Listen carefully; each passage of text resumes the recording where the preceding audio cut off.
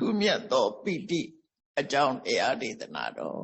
မြတ်စွာဘုရားဟောတဲ့ပိဋိသုတ်တံဆိုတာအင်္ဂုတ္တရနိကေပိစကနိဗ္ဗာန်မှာမှတ်တမ်းတင်ထားတာရှိပါအဲ့ဒီပိဋိသုတ်တံကိုအခြေခံပြီးတော့ထူးမြတ်သောပိဋိအကြောင်းကိုပတ်သားလာယူပြီးတော့မိမိတို့ဘဝမှာဘယ်လိုပိဋိနဲ့နေထိုင်သင့်လဲဆိုတာမြတ်စွာဘုရားရဲ့လမ်းညွှန်ဆုံးမတဲ့အတိုင်းပဲချစ်ကြံပြီးတော့နေထိုင်ကြရမှာဖြစ်တယ်ပေါ့ The Great Delight လို့အင်္ဂလိပ်လိုဘာသာပြန်လို့ရတယ်ထူးမြတ်တဲ့ပိဋိလောကလူတွေဟာကောင်းတာတွေ့တဲ့အချိန်တိုင်းချမ်းသာခြင်းဝမ်းသာခြင်းနဲ့ရှင်တွဲပြီးတော့နှစ်သက်တယ်ဝမ်းမြောက်တယ်ကြည်နူးတယ်ဆိုတဲ့ပိဋိဟာရှင်ထဲမှာဖြစ်ပေါ်လေးရှိကြတယ်အဲ့ဒီပိဋိတိုင်းဟာထူးမြတ်တဲ့ပိဋိဟုတ်ကလားသို့မဟုတ်အပြစ်ကင်းတဲ့ပိဋိဟုတ်ကလားဒါဆင်ញင်စဉ်းစားကြည့်ရမယ်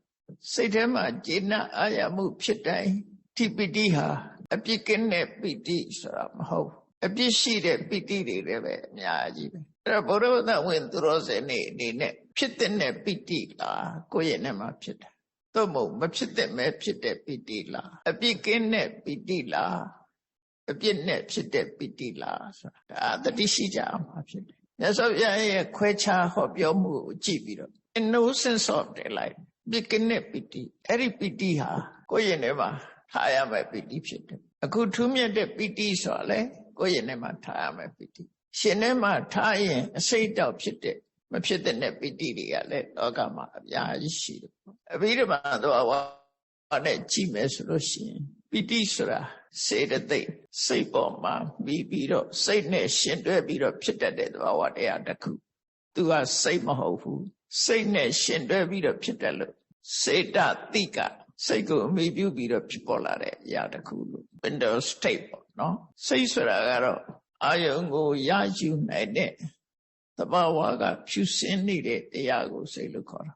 စိတ်တတဟာအဆိုးဆိုတာမရှိဘူးပင်ကိုစိတ်ကိုမြတ်စွာဘုရားကပပတ္တရမိတံဘိက္ခဝေစိတ်တံစိတ်ဆိုတာသဘာဝအဖြစ်ဖြူစင်တယ်လို့ဟောထားတာအဖြူကံတတအဖြူစင်တယ်လို့ဆိုတာအယောင်ဝတ္ထုတစ်ခုနဲ့ပြောမယ်ဆိုလို့ရှိရင်အယောင်ဆိုးထားခြင်းမရှိတဲ့ပိတ်ဖြူဆိုတာ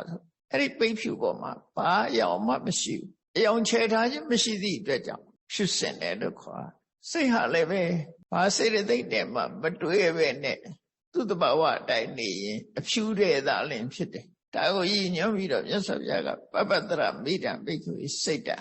စာပေကျမ်းကနေပါတော့ဒီစိတ်ဟာဘယ်စိတ်တုံးလို့ပြောရင်ဘဝင်စိတ်လို့ပြောကြတယ်ဘဝင်စိတ်ဆိုတာတော့လှုပ်ရှားမှုကင်းတဲ့စိတ်ကိုပြောတာ passive mind လှုပ်ရှားမှုကင်းတယ်ဆိုတာဘာပြောတာတော့ဆိုမျက်စိနာနာလျှာကာယဝနမှာ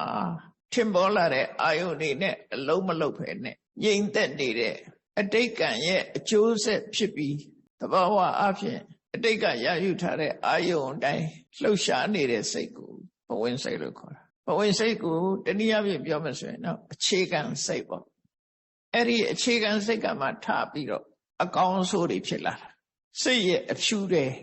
အခြေခံစိတ်အဲ့ဒါပဲစိတ်နဲ့လာသရံတူတုံလို့ဆိုလို့ရှိရင်လူသားတွေအနေနဲ့ပြောမှဆိုရင်ဘဝမှာစတင်ပြီးတော့ဆက်သွယ်လိုက်တဲ့ပဋိသန္ဓေစိတ်နဲ့တူတယ်ပဋိသန္ဓေစိတ်ဆိုတာ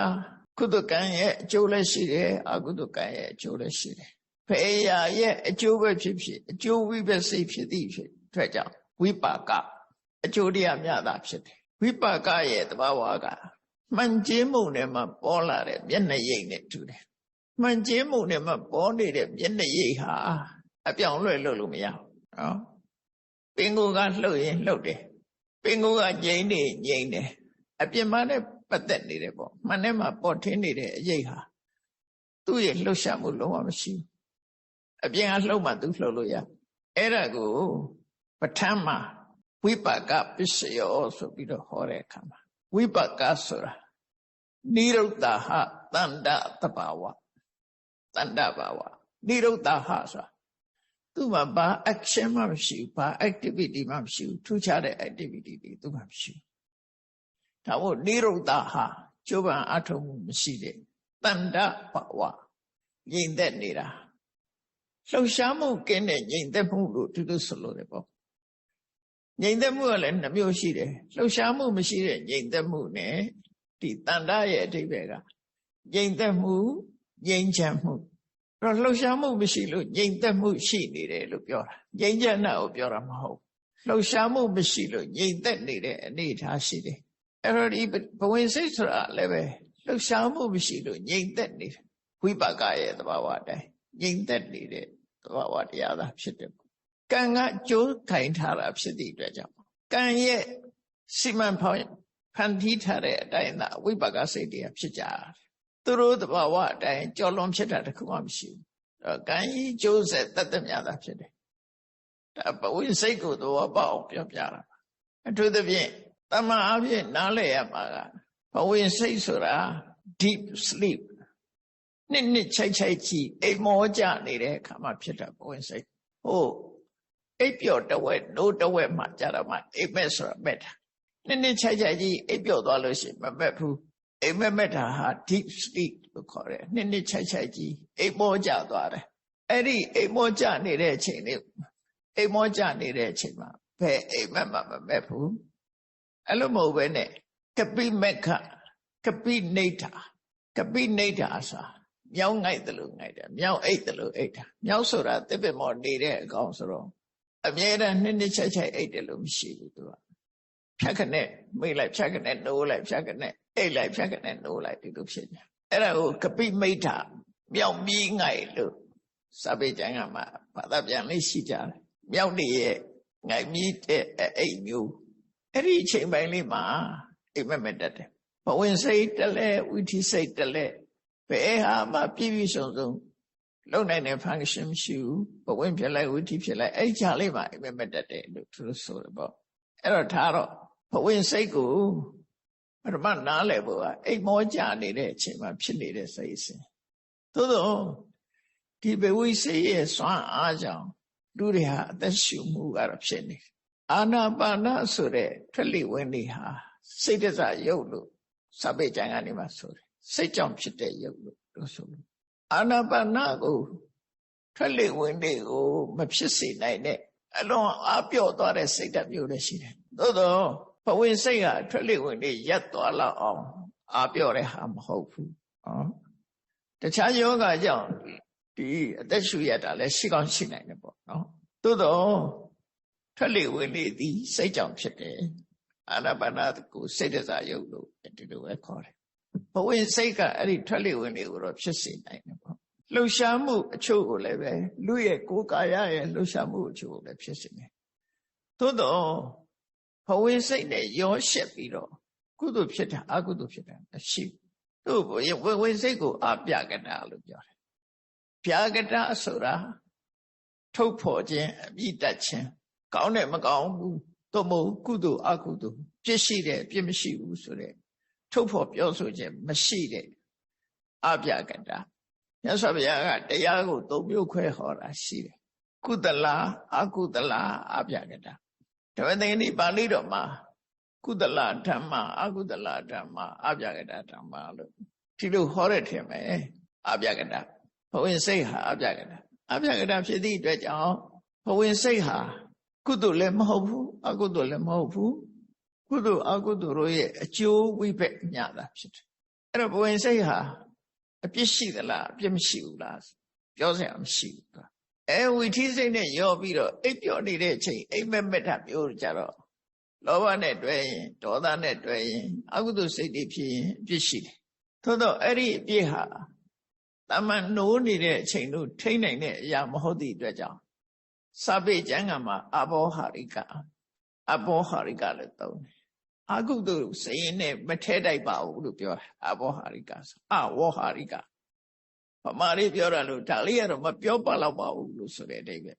ပဲပြီးပြင်းပြင်းမဟုတ်သည့်အတွက်ကြောင့်မပြောပါတော့ပါဘူးလို့ပြောတာကုသိုလ်ဖြစ်ရင်လည်းမပြောပါတော့ဘူးအကုသိုလ်ဖြစ်ရင်လည်းမပြောပါတော့ဘူးသို့တော့ကုသိုလ်ကတော့ကုသိုလ်ပဲအကုသိုလ်ကအကုသိုလ်ပဲလူတွေမှပြောလို့ရှိတယ်လေအရာဝတ္ထုသေးသေးနဲ့ဆိုလို့ရှိရင်ဒါမပြောပါတော့ပါဘူးထားလိုက်ပါဒါထည့်ပြောမနေပါနဲ့ဆိုတဲ့ပုံစံမျိုးပြောတာမျိုးနော်အဲ့တော့ဒီဘဝင်စိတ်ဆိုတာဟာကုသိုလ်အကုသိုလ်နဲ့ရောရှက်နေတာမဟုတ်သည့်အတွက်ကြောင့်အထူးသဖြင့်အကုသိုလ်နဲ့လုံးဝကင်းရှင်းနေတာဖြစ်သည့်အတွက်ကြောင့်မြတ်စွာဘုရားကပပ္ပတရမိတံဘိက္ခဝေစိတ်တံသဘာဝစိတ်လေးဟာ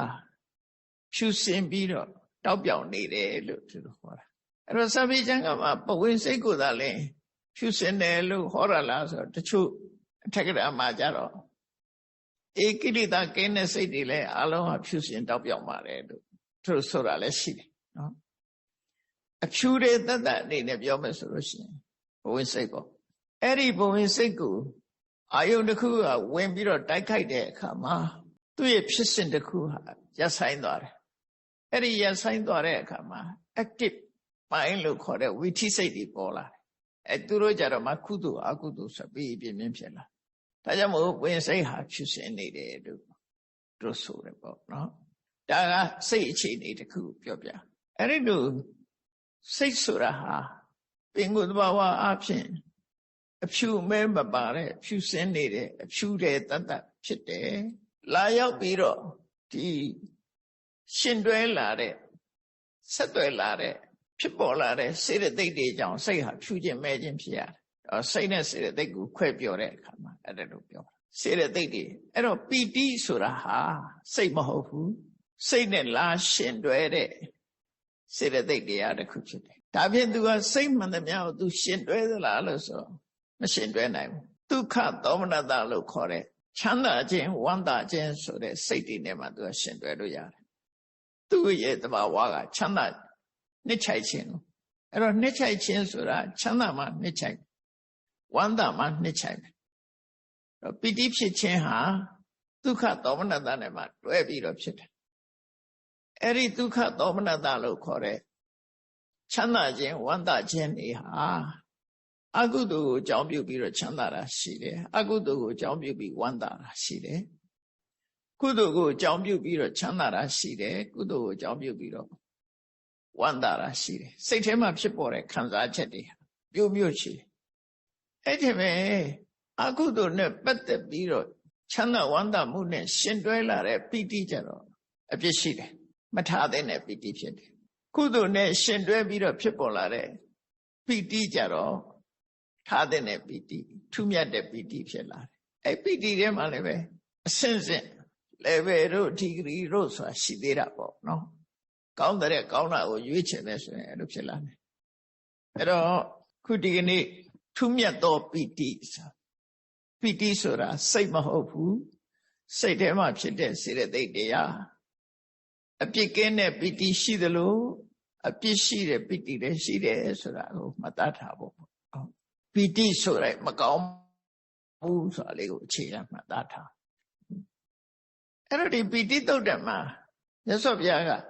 ဘသူတွေကိုဟောတာလဲပီတိသုတ်တံကိုဘသူတွေကိုဟောလဲလဲဆိုစေရွန်ကျောင်းကြီးကိုဆောလို့လှူဒန်းတဲ့အနာရဝိန်တထေးနဲ့သူ့ရဲ့အပေါင်းအသင်းဥပဒက900သူတို့ကိုဟောတာဖြစ်တယ်အနာရဝိန်တထေးဟာစေရွန်ကျောင်းကြီးကိုမြတ်စွာဘုရားလှူပြီးတဲ့အခါကစပြီးကုသိုလ်ရေးရမှာအဗဓမ္မတက်ကြွတယ်တနေ့ကို3ခေါက်လောက်စေရွန်ကျောင်းကိုရောက်တယ်ဘုရားရှိတဲ့အချိန်ဆိုအိမ်မှာလည်းနေစင်နဲ့အမြတ်တန်ဃာတွေပြင်ပြီးတော့ဆွမ်းကတ်တယ်သူနဲ့အပေါင်းအသင်းတွေကလည်း900လောက်ရှိတယ်ဒါ900ဆိုတာဆွဲဆွဲမြဲမြဲဘုရားဘာသာဥပဒက900ကိုပြောတာဘုရားဘာသာဖြစ်လိုက်ဘာသာကြားဖြစ်လိုက်ခုခေတ်ပြောတဲ့ free thinker ကလည်း900ရှိသေးတယ်17ခုဆိုရဆိုနာရဝိန်တထေးကြီးနဲ့လာတွဲတဲ့လူတွေကမျိုးစုံတယ်ဒါတော့လူရဲ့သဘာဝနာမည်ကြီးတဲ့လူတယောက်ကိုလူတွေကလာရောက်ပြီးတွေ့ကြတာပဲဒါထုံးစံပဲအဲ့ဒီခေတ်ကနာရဝိန်တထေးကနာမည်ကြီးတယ်ဘာလို့နာမည်ကြီးတာတော့ဆိုရင်သူ့ရဲ့စီးပွားဥစ္စာချမ်းသာကြွယ်ဝမှုကလည်းပဲနာမည်ကြီးရင်အကြောင်းတစ်ခုသူ့ရဲ့သရတရားရေရောမှု generosity ဖြစ်မှုကလည်းပဲနာမည်ကြီးခြင်းအကြောင်းသူကနေ့စဉ်နဲ့အမျှဆင်းရဲသားတွေကိုကောင်းကောင်းမွန်မွန်ချက်ပြုတ်ပြီးတော့အလှကြီးပေးနေတဲ့ပုဂ္ဂိုလ်လေးဘုရားဘာသာမဟုတ်ခင်ကတည်းကသူကအဲ့ဒီအလှပေးခဲ့တာဒါကြောင့်မို့သူ့ကိုငယ်ပြီကသူထထသူ့ရဲ့အလှတန်းဝါဒနာပရဟိတစိတ်ကြောင့်အနာထပိဏိကာလို့ခေါ်တယ်ခိုကိုရမဲ့အစာအေးစာရှားပါတဲ့ပုဂ္ဂိုလ်တွေရဲ့ထမင်းရှင်လို့အဓိပ္ပာယ်ရတယ်အနာထနာပိဏ္ဍံတတာတိတိအနာထပိဏိကောပိဏ္ဍဆိုတာအစာအာဟာရထမင်းဆင်းရဲသားတွေကိုကျွေးမွေးပြီးတော့ဆင်းရဲသားတွေကိုအစာအာဟာရကျွေးမွေးတဲ့ပုဂ္ဂိုလ်အစာပေးတဲ့ပုဂ္ဂိုလ်လို့အဓိပ္ပာယ်ရတယ်ဒါဘုရားဘာသာမဖြစ်ခင်ကတည်းကသူကလုပ်တယ်အဲ့တော့သူ့ရဲ့ ရှင်တဲ့ကတရတရားကဒါနိစ္စတရားလို့ပေးခြင်းနဲ့ကမ်းခြင်းနဲ့လူတွေကိုကူညီခြင်းနဲ့ဒုက္ခရောက်တဲ့လူတွေကူတယ်ဆင်းရဲတဲ့ပုဂ္ဂိုလ်တွေကိုပေးတယ်ချီးမြှောက်တယ်ထောက်ပံ့တယ်ဒါသူရင်တဲ့ကတရတရားပဲအဲ့တော့သူခင်မင်းတဲ့ပုဂ္ဂိုလ်တွေများတယ်ဆိုတာဒါသဘာဝပဲလေခင်မင်းတဲ့ပုဂ္ဂိုလ်တွေထဲမှာဘုရားဘာသာတွေလည်းပါတယ်သူနဲ့လက်တွဲပြီးဖျားသွားကြောင်းတဲ့လုံနေတဲ့ပုဂ္ဂိုလ်က900ရှိတယ်တခါသူ့ကိုခင်လို့စေတော်เจ้าကြီးကိုလိုက်လာကြတယ်ဖာသာကြားတွေကလည်း900လောက်ရှိတယ်900ဆိုတာခံမှန်းပြောတဲ့အရေးအတွက်ပဲဖြစ်ပါလိမ့်မယ်အတိအကျတော့ပြောတာမဟုတ်ဘူးလူတွေကအရေးအတွက်ကိုခံမှန်းပြောတဲ့အလေးကရှိတယ်ဟုတ်အဲကြောင့်မို့900လို့ခံမှန်းပြောတယ်သူနောက်ကလူအုပ်ကအလောက်ရှိတယ်ပေါ့အဲ့တော့ဘုရားဘာသာဖြစ်တဲ့ဥပဒက900သူ့ရဲ့အပေါင်းအသင်းဖျားသွားကြောင်းတဲ့အလှူတန်းအတူတကွပြုကြတယ်ဥပဒက900နဲ့စေတော်အကြောင်းကိုရောက်လာတဲ့အခါမှာမြတ်စွာဘုရားအထိတရားကိုဟောတာဒီသုတ်တန်လေးကိုဟောတာသူတို့အလှူတန်းဝါဒနာပါတဲ့ပုဂ္ဂိုလ်ဆိုတော့အမြဲတမ်းလူရည်တန်ရေးဘက်မှာတက်ကြွနေအဲ့ဒါကိုကြည့်ပြီးတော့မြတ်စွာဘုရားတတိပေးတဲ့အနေနဲ့ဟောတာအဲ့တော့နာရဝိသတိကိုတတိပေးသလိုခတိခေတ်မှာလည်းပဲဘုန်းကြီးတို့တွေဟာကိုယ့်ကိုယ်လည်းတတိပေးတယ်လို့ဒီလိုခံယူပြီးတော့ကျင့်သုံးမယ်ဆိုရင်ကောင်းကျိုးချမ်းသာတွေရနိုင်တာပေါ့ဘုရားကဟောတာဟာဟောတာမဟုတ်ကောင်းတဲ့တရားဆိုအလုံးအတွက်ပဲဓမ္မသည်အလုံးအတွက်ပဲထညက်ဆိုတာဘသူစားချိုးမှာပဲမစားတဲ့လူတော့မချိုးဘူးဘာသာလည်းမဆိုင်ဘူးယောက်ျားမိန်းမမျိုးသားမျိုးသမီးလည်းမဆိုင်ဘူးလူမျိုးနဲ့လည်းမဆိုင်ဘူးအသက်အရွယ်နဲ့လည်းမဆိုင်ဘူးဘသူစားချိုးတဲ့ထညက်ဟာချိုးမှာပဲအဲ့ဒါလိုပဲဓမ္မဆိုတာဓမ္မ is for all ပဲအလုံးအတွက်ပဲမြတ်စွာဘုရားဟောတဲ့တရားဟာအလုံးလိုက်နိုင်အကျိုးရှိတယ်အဓမ္မဆိုတာဓမ္မရဲ့ဆန့်ကျင်မဲ့လုပ်မဲ့ဆိုရင်အလုံးဟာအပြစ်ရှိတာပဲဘုရားဘာသာမှအပြစ်ရှိတာမဟုတ်ဘူးအဓမ္မဆိုရင်ဘုရားဘာသာပဲလုပ်ပဲဘာသာဝင်ပဲလုပ်အပြစ်ပဲကုသိုလ်အကုသိုလ်ဆိုတာလည်းဓမ္မပဲအဲ့တော့မြတ်စွာဘုရားဟောတဲ့တရားတော်တွေဟာအလုံးအတွက်ပဲသူတို့ကအလုံးအတွက်ဟောတာတွေကြီးပဲသို့သောဟောတဲ့အချိန်တုန်းကအနိနာမှာရှိတဲ့ပုဂ္ဂိုလ်တွေကိုရည်ညွှန်းပြီးတော့ဒါပြောတာအနာရဘိန်တထေးနဲ့ဥပဒက900ရှောက်လာတဲ့အခါမှာသူတို့ဟာနေစဉ်နဲ့အမျှလူရည်တန်ရည်ဒီကိစ္စတွေကိုလုံးပန်းပြီးတော့ဒီအလုပ်တွေပဲအများကြီးလုပ်နေကြတာပေါ့မြတ်စွာဘုရားတွေ့တဲ့အခါမှာသူတို့ကိုတတိပေးတဲ့အနေနဲ့ဟောလိုက်တဲ့တရားပဲဒါလေးကလည်းအလွန်မှတ်သားစရာကောင်းတယ်ပေါ့မြတ်စွာဘုရားကသူတို့စတင်ပြီးဟောပုံကမြတ်စွာဘုရားသုံးတဲ့ပါဠိစကားဆိုပါတော့အဲ့တချို့ကလည်းနှစ်ပေါင်း1600ကပါဠိနဲ့အခုပါဠိနဲ့တူသလားလို့မေးထားရှိကြပါမေးသင့်ပါတယ်လုံးဝစင်ကြီးတော့မတူနိုင်ဘူးနော်နှစ်ပေါင်း1500ကသုံးခဲ့တဲ့စကားသံအတိုင်းခုစကားသံနဲ့မတူနိုင်ဘာဖြစ်လို့လဲဆိုရင်နှစ်ပေါင်း1000ကျော်သွားတဲ့ပကံခေတ်ကရှင်းထားတဲ့စာတွေနဲ့ဒီကနေ့နဲ့အတန်တွက်ချင်းတူမှမတူဘူးတန်တွက်ဆိုတာကွဲပြားတာပဲလေလူတွေပြောင်းလဲနေသည့်အတွက်ကြောင့်အတန်နေလည်းပြောင်းလဲမှာပဲဒါသဘာဝတရားပဲသို့တော့အထိပ္ပယ်တူတယ်လို့တော့မှားရဒီဆက်တယ်အထိပ္ပယ်တူတယ်ဒီအထိပ္ပယ်ဖြစ်တယ်လို့ဆိုလို့တယ်အရေးကြီးဆုံးကရှင်သာရိပုတ္တရာပြောသလိုပဲအဋ္ဌိနေဝမေအပ်ထောဘီနင်းကပဲအရေးကြီးပါတယ်အထိပ္ပယ်ကပဲအရေးကြီးပါတယ်စကလုံးဆိုတာတော့အရေးမကြီးပါဘူးအဋ္ဌိနေဝမေအပ်ထောကိဉ္ကာဟတိပြင်စနံဘဟုံစကလုံးတွေများနေလည်းပဲအထိပ္ပယ်ကတို့ရင်းကအထိပ္ပယ်ပဲနော်စကလုံးတွေများနေတာအသုံးမဝင်ပါဘူးဘာလို့ရမယ်ဆိုတဲ့လူရင်းအနှစ်ချုပ်အနှစ်ထိပ်ပဲကသာအဓိကပါလို့ဆိုလို့တယ်ပေါ့နော်အဲ့တော့ဒီကနေ့ခေတ်မှာရှိနေတဲ့မြတ်စွာဘုရားဟောတဲ့ပါဠိတိုင်ပြောမယ်ဆိုလို့ရှိရင်တုံမေခောဃာပတိဘိက္ခုတံကံပစ္စုပတ္ထိတာဒီစကားလေးကစလိုက်တာဃာပတိဆိုတာမြတ်စွာဘုရားလူ့ကြောင့်လေးကိုခေါ်တာဒီကနေ့ခေတ်တော့ဘုန်းကြီးတွေကဒါယကမလို့ခေါ်တာဖြစ်သွားတယ်မြတ်စွာဘုရားခေတ်တုန်းကဒါယကလို့မခေါ်ဘူးအိမ်တောင်လူမှုစီးပွားတွေမိသားစုဘဝမှာနေတဲ့ပုဂ္ဂိုလ်တွေကိုဃာပတိလို့ပဲခေါ်တယ်ဃာပတိဆိုတာအတိပ္ပယ်ကအိမ်ရှင်သို့မဟုတ်မိသားစုဘဝမှာနေတဲ့ပုဂ္ဂိုလ်လို့ဒီလိုသုံးတယ်ဆိုအင်္ဂလိပ်လိုတော့4% ပေါ့နော်လက်တီ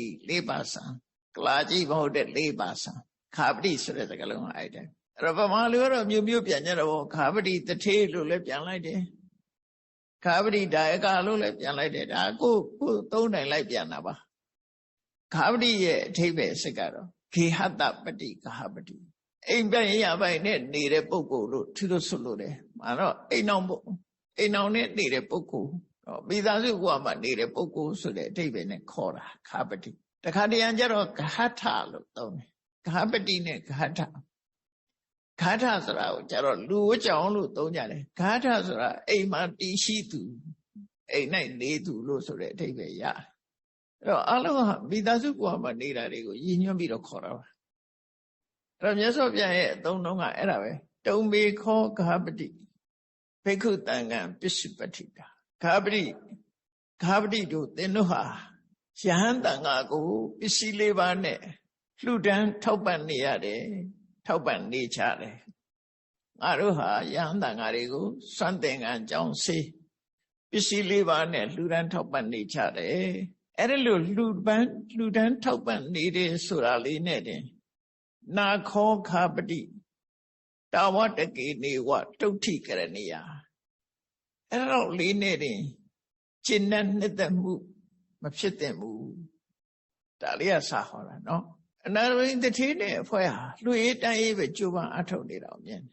အဲဒါကြောင့်မြတ်စွာဘုရားငါတို့ဟာယဟန်တန်ဃာတွေကိုထောက်ပံ့လှူဒန်းနေရပြီဆိုတာလေးနဲ့တင်ပဲဒီလောက်လေးနဲ့ကျင့်တတ်ပြီးတော့မနေကြနဲ့ဆိုပြီးတော့မြတ်စွာဘုရားကလမ်းညွှန်ချက်ပေးတာပါတော့တသမတိဟတေဂါပတိဧဝံတခိတပါဒါကြောင့်ငါပြောမယ်တဲ့ငါပြောမယ်အတိုင်းဘယ်လိုမှတ်သားပြီးတော့လိုက်နာကျင့်သုံးတဲ့နဲ့ကိန္တိမယံကာလေနကာလံပဝိဝေကံပိတိံဥပတ္တံပစ္စဝိဟရိယမှာဘယ်လိုနည်းနဲ့ငါတို့ဟာအချိန်ခါအားလျော်စွာထူးမြတ်တဲ့ပိတိကိုရင်ဝယ်ထားပြီးတော့နေရမလဲဆိုတာကိုစိတ်ထဲမှာတတိထားပြီးကြိုးစားပါထူးမြတ်တဲ့ပိတိနဲ့နေနိုင်အောင်ကြိုးစားပါအောင်လို့ဆိုလိုတယ်အဲ့တော့သွန်သင်္ကန်းကြောင့်စေသာသနာတော်ကိုတန်ဃာတော်တွေကိုလှူဒန်းထောက်ပံ့ပြီးတော့နေယုံနေနဲ့ဒါလေးတွေမဲ့ငါတို့ဟာအရတော်လာပြီဆိုပြီးတော့ရှင်းနဲ့အာရမှုလုံးမနေကြနဲ့အောင်နဲ့ရှင်းနဲ့အာရမှုတလောက်နဲ့တွေမရကြနဲ့မရှင်းနဲ့ကြနဲ့လို့ပြောတာမဟုတ်ဘူးဒါလေးနဲ့တွေလို့ရှင်းနဲ့မနေနဲ့အောင်လို့ဆရာတွေရှိသေးတယ်ဆိုတာလမ်းဆုံးတရားဒါလည်းကောင်းတယ်မကောင်းတဲ့အလုပ်မဟုတ်ဘူးကောင်းတဲ့အလုပ်ပဲသူ့အစင်နဲ့သူအဲ့ဒီလိုလူတန်းထောက်ပံ့ရတယ်ဆိုတာလေးနဲ့တင်ကျင့်တတ်မနေနဲ့တဲ့ရန်ခါရှင်ထဲမှာထူးမြတ်တဲ့ပီတိတရားဖြစ်အောင်ထို့တွေစ조사အောင်မှတော်မယ်ဆိုတဲ့အသိစိတ်လေးနဲ့စ조사တဲ့သေးတယ်ဒါပြတ်ဆိုပြဆုံးပါတယ်အဲ့ဒီတရားဟောနေတဲ့အချိန်မှာရှင်သာရိပုတ္တရာတို့ယဟန်တန်ဃာတွေလည်းရှိနေကြတယ်အနာနာမှာများသောအားဖြင့်ယဟန်တွေကိုတရားဟောတဲ့အချိန်ဥပဒကတွေတရားဟောတဲ့အချိန်မှာပြိဿလေးပါအဆုံးရှိတတ်တယ်မျက်စိနဲ့မြင်အောင်ပြောရမယ်ဆိုလို့ရှိရင်မြတ်စွာဘုရားခေတ်ကနေရယူပုံနေရခင်ကျင်းပုံခုခေတ်လို့စစ်တင်းပလင်ပေါ့နော်စစ်တင်းပလင်ကအမှန်တမ်းစနစ်ကြတယ်စစ်တင်းပလင်မှာမြတ်စွာဘုရားတရားဟောတဲ့အဆောက်အဦတွေများသောအားဖြင့်အဝိုင်းကြီးတွေအခုခေတ်လဲကုလသမဂ္ဂအစည်းအဝေးမှာဝိုင်းကြီးတွေပဲလေနော်အလုံးကိုမျက်နှာစုံညီဖြစ်အောင်လို့ဝိုင်းထားတဲ့သဘောပဲမန္တလမာလဆိုတဲ့မြတ်စွာဘုရားတရားဟောတဲ့အဆောက်အဦတွေဝိုင်းကြီးတွေများမြတ်စွာဘုရားကအလဲဘဟုမှာရှစ်ခေတ်ကတိုင်ကြီးထဲတယ်အပေါ်အမိုးထောက်ဖို့အလဲဘဟုမှာတိုင်ကြီးရှိတယ်အဲ့ဒီအလဲဘဟုတိုင်ကိုနောက်ကျောပေးပြီးတော့မြတ်စွာဘုရားနေရခင်းတယ်အရှိဘက်ကိုမျက်နှာလှည့်တယ်အဲ့တော့မြတ်စွာဘုရားအလဲဘဟုမှာထိုင်တာဖြစ်တယ်မြတ်စွာဘုရားရဲ့ကြောဘက်ကနေပြီးတော့အရှိဘက်ကိုမျက်နှာမူပြီးတော့အနောက်ဘက်နံရံကိုကြောပေးပြီးတော့ယဟန်တန်ဃာတွေကထိုင်ကြတယ်စက်ဝိုင်းကြီးလို့ထိုင်တာပေါ့ယဟန်တွေကနောက်ကျောကနေပြီးတော့မြတ်စွာဘုရားကိုခြံရံပြီးတော့ထိုင်ကြတယ်တရားနာဖို့ရောက်လာတဲ့တရားဓမ္မတွေကမြတ်စွာဘုရားမျက်နှာမူတဲ့ဘက်ကနေပြီးတော့ဘုရားဘက်ကိုမျက်နှာမူပြီးတော့ထိုင်တယ်အဲ့တော့စက်ဝိုင်းကြီးမှာထိုင်နေတဲ့ပုံစံပဲမြတ်စွာဘုရားကြွလာတဲ့လမ်းကိုခြံထားပြီးတော့အရှိမျက်နှာဘက်ကဥပဒကတွေဟိုဘက်တစ်ချမ်းဒီဘက်တစ်ချမ်းထိုင်ကြတယ်အဲ့တော့ဘုရားကအလဲကောင်းနောက်ကျောဘက်ကယဟန္တာတွေယဟန်တွေအရှိမျက်နှာဘက်ကတရားဓမ္မတွေအဲ့လိုထိုင်နေရာရှိတိုင်းအဲ့တိုင်ပဲထိုင်တယ်အဆောက်အဦနဲ့ပါဆိုလို့ရှိ တော်တယ်တို့တခြားနေရာတွေတော့ဒီတိုင်းဟုတ်ချင်မှဟုတ်မှာပေါ့နော်ရတော့ပြန်အဲ့လိုပဲထိုင်ကြအဲ့တော့ခုနကဟောတဲ့တရားမြတ်စွာဘုရားဟောနေတဲ့အခါမှာမြတ်စွာဘုရားရှေးမောရောက်ရှိလာတဲ့အနာတပိန်တို့ဥပဒကတစုကိုရည်စူးပြီးတော့မြတ်စွာဘုရားဟောလိုက်တာဒါပေမဲ့ယဟန်တွေကလည်းရှိနေတဲ့အချိန်နေ့စဉ်နဲ့မြငါတို့ဟာရှမ်းတန်ဃာတွေကိုစွမ်းသင်္ကန်းကြောင်းစေပစ္စည်းလေးပါနဲ့ထောက်ပံ့လှူဒန်းနေရတယ်လို့ဒီကိစ္စလေးနဲ့တင်ကျင့်မနေကြနဲ့အောင်အခါအားလျော်စွာအပြစ်ကင်းတဲ့ပီတိထူးမြတ်တဲ့ပီတိနဲ့ဘယ်လိုနေရရင်ကောင်းမလဲဆိုတာကိုလည်းကြိုးစားပါအောင်မြတ်စွာဘုရားသုံးတဲ့စကားလုံးကပဝိဝေကပီတိတဲ့ပဝိဝေကဆိုတာကာမဂုဏ်အာယုန်တွေကကင်းစိတ်တဲ့ပီတိလို့ဆိုလို့တယ်အဲ့ဒါကိုပဲထူးမြတ်သောပီတိလို့ညမလို့ပြောတာအင်္ဂလိပ်လိုကျတော့ the great delight နှစ်ချိုင်မှုကြည်နူးမှုထူးမြတ်တဲ့ပီတိပဝိဝေကပီတိဆိုတာကာမဂုဏ်အာယုန်တွေကလွတ်ကင်းနေတဲ့အကုသိုလ်တွေကင်းရှင်းနေတဲ့အပြစ်ကင်းတဲ့ပီတိကိုဆိုလို့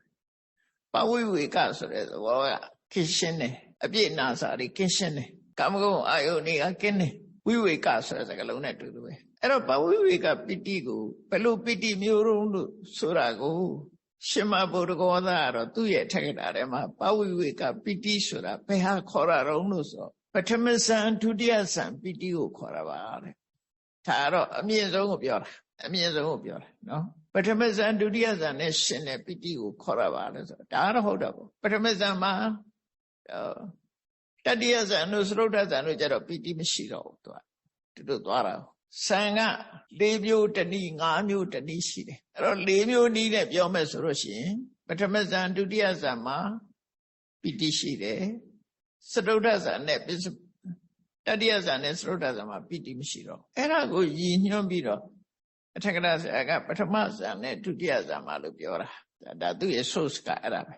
အဲ့ဒါကိုရည်ညွှန်းပြီးတော့ပြောလိုက်တဲ့စကားပဲကဲထားတော့ဇန်ဆိုသည်မှာအာယုန်တစ်ခုပေါ်မှာစိတ်ဆိုင်ထားပြီးတော့ပထမဇန်အကြောင်းကိုပြောမယ်ဆိုရင်ဝိဝိစေဝကာမေဟိဝိဝိသအကုတလေဟိဓမ္မေဟိဝိဝိစေဝကာမေဟိဝိဝိသအကုတလေဟိဓမ္မေဟိဝိဝေကဇံပိတိတုခံပထမဇာနာဥပတ္တပိစ္ဆဝိဟရတိဇံကာမဂုဏ်အာယုန်တွေကလည်းကင်းရှင်းရမယ်အကုသိုလ်စိတ်တွေကလည်းကင်းရှင်းရမယ်ကင်းရှင်းပြီးတော့အဲ့ဒီကင်းရှင်းမှုကြောင့်ဖြစ်ပေါ်လာတဲ့ပိတိဒုက္ခကိုပိတိဒုက္ခနဲ့နေတာကိုဒါပထမဇန်လို့ခေါ်တယ်တို့ဆိုလို့တယ်ပေါ့နော်ကာမဂုဏ်တွေးတွေလည်းမပါဘူးအကုသိုလ်တွေလည်းမပါဘူးကာမဂုဏ်တွေးတွေကင်းရှင်းတယ်အကုသိုလ်တွေးတွေကင်းရှင်းတယ်အဲ့ဒီကင်းရှင်းခြင်းကြောင့်ဖြစ်ပေါ်လာတဲ့ဝိဝေကသကင်းရှင်းခြင်းကြောင့်ဖြစ်ပေါ်လာတဲ့ပိတိဒုက္ခအဲ့ဒါနဲ့နေတာကိုပထမဇန်လို့ခေါ်တယ်အဒုတိယဇန်ကျတော့ဝိတက်ကဝိสารဏံဝုပသမဝိတက်ဝိสารတွေမရှိတော့ဘူးစိတ်ထဲမှာဟိုတွေးတိတွေးတာတွေမရှိတော့ပဲနဲ့တမာတိဆံပိတိဒုက္ခတမာတိကြောင့်ဖြစ်ပေါ်လာတဲ့ပိတိဒုက္ခနဲ့နေတာလို့ပြောတယ်အဲ့တော့ကာမဂုဏ်အာယုန်တွေလူကင်းခြင်းကြောင့်ရရှိတဲ့ပိတိဒုက္ခတစ်ခုတမာတိကြောင့်ရရှိလာတဲ့ပိတိဒုက္ခတစ်ခုကာမဂုဏ်လူကင်းခြင်းကြောင့်ရရှိလာတဲ့ပိတိဒုက္ခနဲ့နေတာကပထမဇန်ပထမဇန်တမာတိစွမ်းအားနဲ့ရရှိလာတဲ့ပိတိဒုက္ခကြတော့ဒုတိယဇန်အဲ့ဒါကိုရည်ညွှန်းပြီးတော့ဖွင့်လိုက်တော့အဲ့တော့ပိတိဒုက္ခဆိုတာအခြားတွေလည်းဖြစ်နိုင်သေးတယ်ပေါ့နော်ဥပမာမေတ္တာပို့ဖရာကိုအာယုံပြုပြီးတော့နေမယ်ဆိုရင်လည်းပိတိဒုက္ခဖြစ်တယ်တရားကိုအာယုံပြုပြီးတော့နေမယ်တန်ခါဂုဏ်ကိုအာယုံပြုပြီးတော့နေမယ်ကိုယ်သီလကိုဆင်ញင်ပြီးတော့နေမယ်ကိုယ့်ရဲ့လှူဒန်းမှုတွေကိုဆင်ញင်ပြီးတော့နေမယ်ဆိုရင်လည်းဒါလည်းကာမဂုဏ်အာယုံတွေကင်းရှင်းတဲ့ပိတိဒုက္ခပဲဝန္တာခြင်းကျင့်တတ်ခြင်းနောက်တနည်းနည်းအဖြစ်ဒီမေတ္တာပွားပြီးတော့နေတာဝိပဿနာတရားအထုတ်ပြီးတော့နေတာဒါတွေဟာဖြစ်ပေါ်လာတဲ့အခါကျတော့ဒါတွေလည်းပဲဖြစ်ပေါ်လာရင်ပီတိဖြစ်တာပဲလေတိတ်ဆိတ်တဲ့နေရာလေးမှာနေပြီးတော့တရားအသိတွေတက်လာလို့အဲ့ဒီအသိလေးတွေကိုအကြောင်းပြုပြီးတော့ပီတိဒုက္ခဖြစ်တာဒါလည်းပဲပါဝင်နိုင်အဲကြောင့်မြတ်စွာဘုရားကပဝိဝေကံပီတိဆိုတာအပြည့်အနာစာခင်းရှင်းတဲ့ကာမအာယုန်တွေကလွတ်ခင်းတဲ့အကုသိုလ်တွေကလွတ်ခင်းတဲ့ပီတိအဲ့ဒီပီတိနဲ့နေနေအောင်ကြိုးစားပါအောင်လို့ဟောတာဖြစ်တယ်အဲ့တော့အဲ့ဒါဘယ်လိုနေမလဲဆိုတဲ့ဟာကိုမြတ်စွာဘုရားဘယ်လိုနေပါလို့ဟောထားတာမရှိဘူးမဟောဘူးတရားလေးပဲဟောလိုက်တယ်အခုပြောရတဲ့အတိုင်းပဲပထမဇန်ဒုတိယဇန်နဲ့နေရင်လည်းဒီဟာရတယ်ဘုရားနုတ္တိဘာဝနာပွားပြီးနေရင်လည်းဒါရတယ်ဓမ္မနုတ္တိပွားပြီးနေရင်လည်းဒါရတယ်သံဃာနုတ္တိပွားနေရင်လည်းရတယ်စာဃာနုတ္တိဆိုတဲ့ ကိုယ့်ရဲ့စွန့်ကြဲလူရမှုတွေကိုပွားပြီးတော့နေရင်လည်းပဲတိုင်းဆိုလိုတာကတော့သမထကမ္မထာအာယုန်နဲ့ပဲဖြစ်ဖြစ်ဝိပဿနာကမ္မထာရဲ့အာယုန်နဲ့ပဲဖြစ်ဖြစ်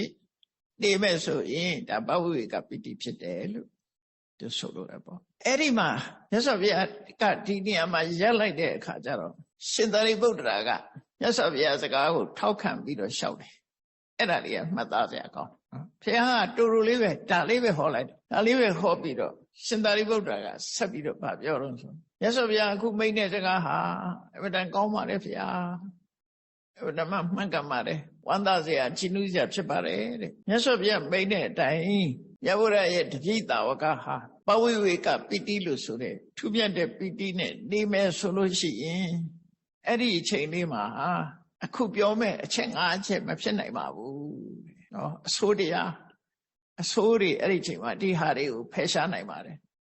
အဲ့ဒီလိုနေရင်ဘယ်လိုအကျိုးရတယ်ဆိုတာကိုရှင်သာရိပုတ္တရာကထပ်ဆင့်ပြီးတော့ရှင်းပြတာဒီလိုပဝိဝေကပိတိနဲ့နေနေတဲ့အချိန်မှာကောင်းကျိုးချမ်းသာတွေကဘာတွေတုံးအဲ့လိုနေနိုင်လို့ရှိရင်အပြစ်နာစာတွေကဘယ်လိုကင်းသွားတာလဲဘယ်လိုကင်းတာလဲဆိုတာကိုရှင်သာရိပုတ္တရာအချက်၅ချက်ထောက်ပြပြီးတော့အဲ့ဒါလေးကိုမှတ်သားဖို့ပါနံပါတ်1အချက်ကထူးမြတ်တဲ့ပိတိခုနကကမ္မထာအာယုန်တစ်ခုနဲ့ထူးမြတ်တဲ့ပိတိနဲ့နေမယ်ဆိုရင်ကာမဂုဏ်ကိုအကြောင်းပြုပြီးတော့ဖြစ်တဲ့ကိုယ်ဆင်းရဲမှုစိတ်ဆင်းရဲမှုတွေမဖြစ်ဘူးတဲ့အချိန်ဒါဟုတ်လားမဟုတ်လားကိုယ့်အကိုစဉ်းစားကြည့်ကာမဂုဏ်အာယုန်ဆိုတာမျက်စိကမြင်တာနားကကြားတာနှာခေါင်းကနမ်းရတာလျှာကအရသာသိ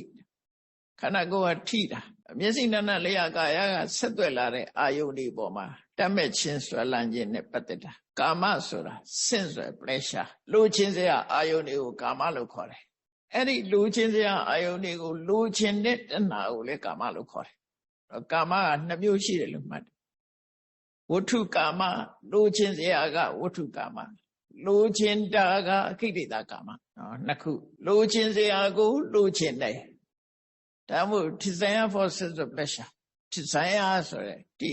ကိဋ္ဌကာမ sensual pleasure ဆိုတဲ့ဝတ္ထုကာမလိုချင်စရာတွေးမှလိုချင်မှာပေါ့အဲ့လိုချင်စရာတွေးပြီးတော့လိုချင်စရာနဲ့ပတ်သက်လာတယ်နော်ဒီအာယုန်တွေနဲ့ပတ်သက်လာပြီးတော့လူတွေဟာစိတ်ဆင်းရဲမှုကြုံရတယ်လေရှားတဲ့အခါပြောပေမဲ့လို့မရတဲ့အခါသို့မဟုတ်ကိုလိုချင်တာမရဘူးဆိုရင်လည်းစိတ်ဆင်းရဲတယ်ဒုက္ခဒေါမနတဆိုကာမဂုဏ်အာယုန်တွေနဲ့ပတ်သက်ပြီးတော့လိုချင်တာမရလို့ရှိရင်လည်းဒုက္ခဒေါမနတလိုချင်တာကဆုံးရှုံးသွားရင်လည်းပဲဒုက္ခဒေါမနတအဲ့ဒါဖြစ်တာကာမဂုဏ်အာယုန်နဲ့ပတ်သက်တဲ့ဒုက္ခဒေါမနတကိုဆင်းရဲခြင်းဆင်းရဲခြင်းဆိုတာခုနပြောတဲ့ထူးမြတ်တဲ့ကမ္မထာအာယုန်ပိတိလေးနဲ့နေမဲ့ဆိုရင်လိုချင်စရာအာယုန်တွေကိုအကြောင်းပြုပြီးတော့ဖြစ်ပေါ်လာမဲ့ဒုက္ခဒေါမနတမဖြစ်တော့ဘူးအချင်းဒါကောင်းမြတ်မှုတစ်ခုပဲထူးခြားမှုတစ်ခုပဲဒါရင်လားလို့ဆိုတော့ဒုတိယအချက်ကပါတော့လိုချင်စရာအာယုန်တွေကိုလိုချင်မှုနဲ့ပတ်သက်လာပြီးရတဲ့အခါမှာလူတွေပျော့ကြတယ်ရှင်းနှက်ကြတယ်ဝမ်းသာကြတယ်ပီတိဖြစ်ကြတယ်အဲ့ဒါကိုဒုက္ခဒေါမနတလို့ခေါ်တယ်ကိုလိုချင်တာရရင်ပျော်လိုက်ကြတာရှင်းနှက်တယ်ဝမ်းသာတယ်အဲ့ဒီဝမ်းသာမှုချမ်းသာမှုလည်းပဲခုနပြောတဲ့ထူးမြတ်တဲ့ပီတိနဲ့နေတဲ့အခါမှာ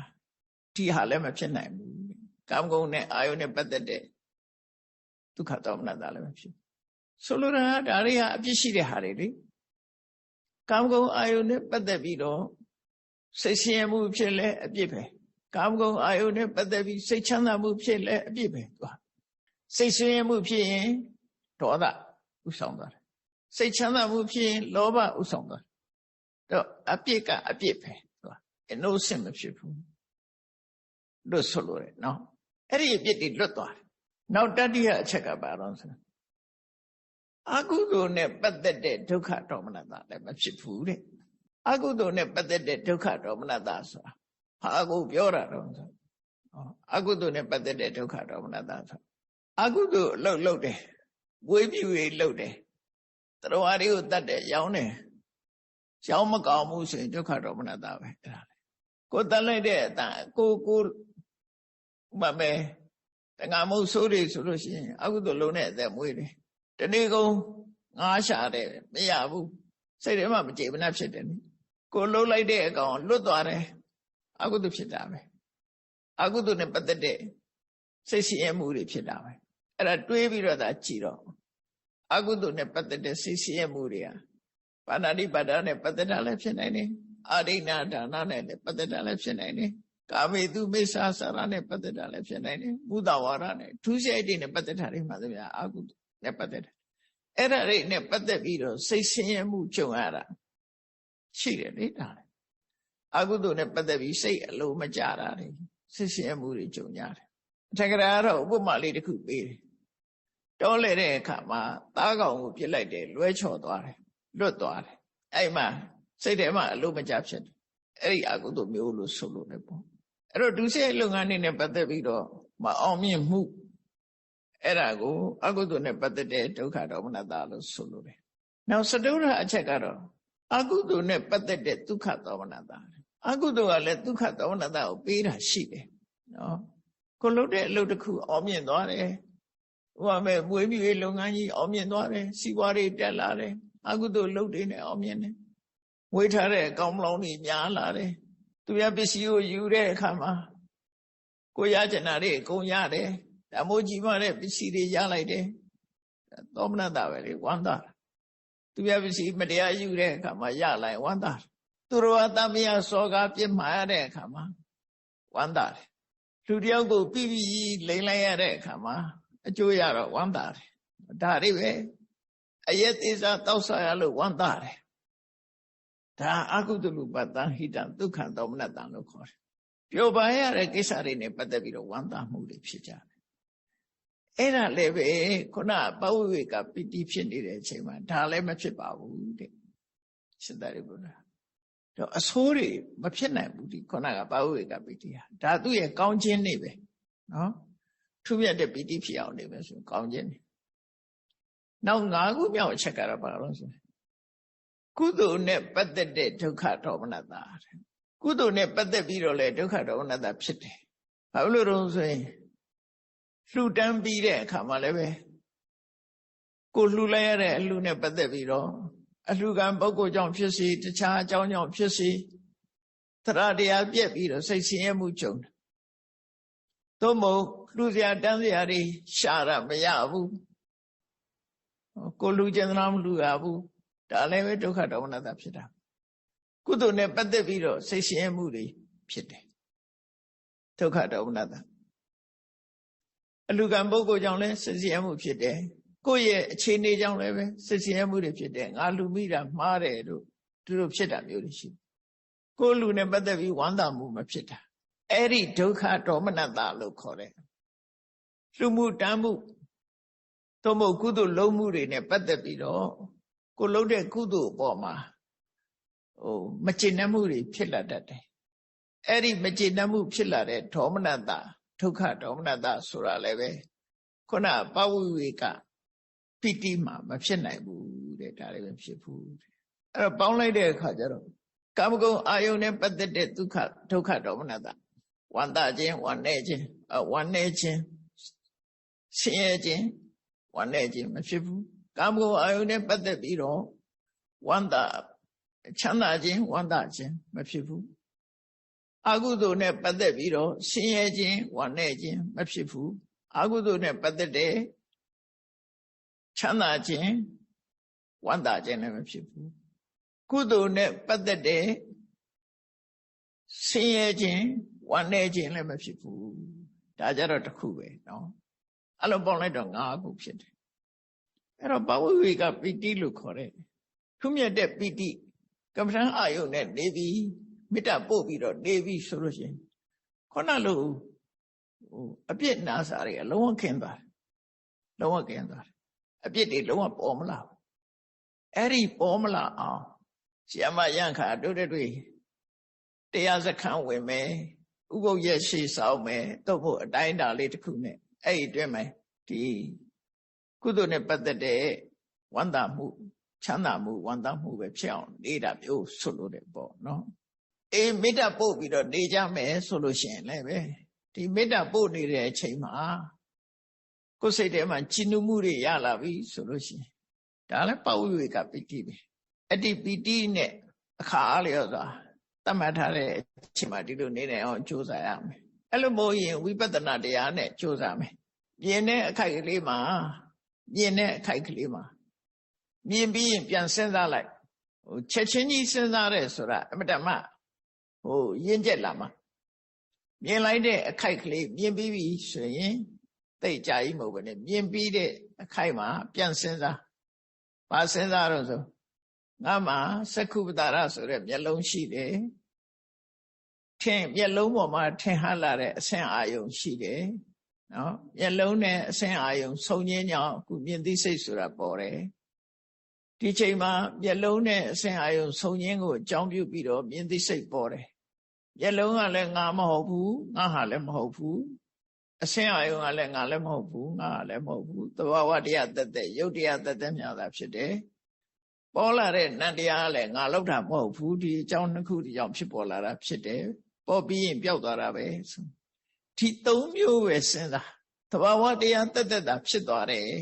ငါလောက်တာတခုမှမပါဘူးဒီထဲမှာငါဆိုတာလည်းမရှိဘူးရှုပ်တရားနန္တရားတသက်များတာဖြစ်သွားတာပဲလို့အမြင်ကိစ္စမှာအဲ့လိုတွေးလိုက်ရင်ဒိဋ္ဌိထိဋ္ဌမတ္တရှေ့ဆက်မစဉ်းစားဘူးအမြင်အာယုံပေါ်မှာအတွေးမချဲ့ဘူးထို့တူပဲတစုံတစ်ခုကြားလိုက်တဲ့ဆိုရင်နားရဲ့အတန်ရဲ့ဒါတွေကရုပ်တရားတွေပဲနားနဲ့အတန်ဆုံလိုက်လို့ကြာသိစိတ်ဆိုတာပေါ်လာတယ်နားကလည်းရုပ်တရားအတန်ကလည်းရုပ်တရားကြာသိစိတ်ကနန္တရားဒီဆုံရင်းကြောင့်ပေါ်လာတာဖြစ်တယ်ဒီထဲမှာငါဆိုတာမရှိဘူးရုပ်နဲ့နာနှစ်ခုပဲဖြစ်သွားတာအလောက်တာလည်းတစ်ခုမှမပါဘူးအလုံးအဖြစ်ပြီးပြတ်သွားတာပဲလို့ကြားပြီးတဲ့အချိန်မှလည်းပဲဒါအုပ်ပြန်စဉ်းစားဒီတရားသုံးမျိုးပဲပြန်စဉ်းစားအများကြီးမစဉ်းစားနိုင်ဒီသုံးခုပဲပြန်စဉ်းစားဒီသုံးခုဖြစ်သွားတယ်ဆိုတာကိုသိဖို့တကယ်လည်းဟုတ်တယ်ဒီသုံးခုဖြစ်တာပဲသို့တော့လူတွေကအတွေးနဲ့ချဲပြီးတော့ငါဟာလို့ထင်နေတာကိုမြတ်စွာဘုရားဟောတာအဲ့ဒါပဲဒါဝိပဿနာတရားနဲ့ပတ်သက်ပြီးတော့ဘဝိကပတိရနိုင်အောင်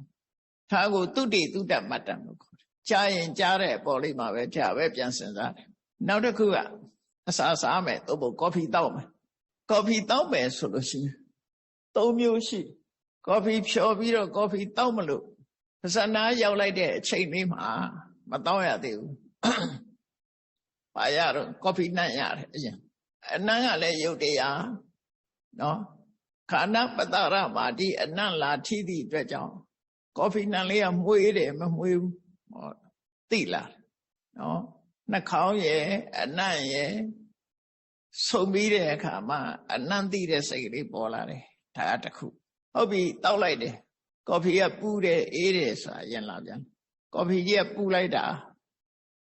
သို့မဟုတ်ကော်ဖီကအေးနေပြီဒီနှစ်ခုပဲစဉ်းစားမှာပဲလေအဲ့ချိန်အဲ့ဒါဘာလို့ဆိုရင်ကာယပတ္တရနဲ့ဖုဒ္ဓဘာယုပူခြင်းအေးခြင်းဆိုတဲ့တေဇောဖုဒ္ဓဘာယုတေဇောဖုဒ္ဓဘာယုအာယုံပြုပြီးတော့အပူအေးကိုသိတဲ့ကာဝိညာဉ်စိတ်ဖြစ်တယ်ဒါကတစုတောက်လိုက်ပြီဆိုတဲ့အခါမှာအက်စပရက်ဆိုတို့ကာပူချီနိုတို့ဆိုတာခါတယ်မဟုတ်လားကော်ဖီကြီးကခါလိုက်တာဆိုအဲ့ကြတော့မှစီဝပတ္တရနဲ့ရတ္တယုံဆုံပြီးတော့စီဝဝိညာဉ်စိတ်ဖြစ်တာအဲ့တော့ဘယ်နှခုဖြစ်သွားအောင်သုံးခုဖြစ်တယ်နော်ခန္ဓာရဲ့ကာယရဲ့စီဝရဲ့အစစားတဲ့အဲ့သုံးခုရှိတယ်သတိထားစားကြည့်မျက်စိနဲ့မြင်တာကတစ်ခုပဲနော်အဲ့ဒီသုံးခုကိုပေါင်းပြီးတော့မုတေမုဒ္ဒမတ္တံလို့ဘုရားဟောတာမုတေဆိုတာဒီသုံးခုနော်စိတ်အားဖြင့်ဆိုရင်